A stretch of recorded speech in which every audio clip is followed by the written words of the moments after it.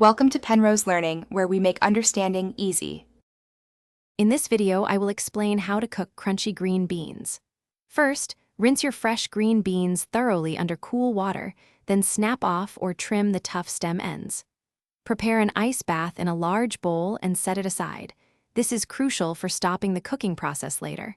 You should also have a large pot of salted water on your stove, ready to boil for the next step.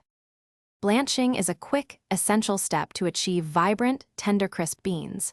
Once your salted water is at a rolling boil, carefully add the trimmed green beans. Let them cook for precisely 2 minutes.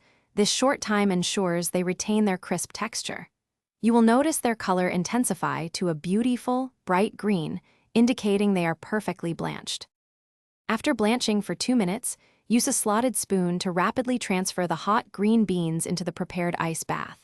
This immediate shock stops the cooking process, preserving their vibrant color and crispness. Let the beans sit in the ice water for around 3 minutes until they are fully cool to the touch. Then, drain them well and pat them completely dry with paper towels. Excess moisture prevents proper searing. Now for the crunch. Heat 1 tablespoon of olive oil or butter in a large skillet over medium-high heat until it shimmers.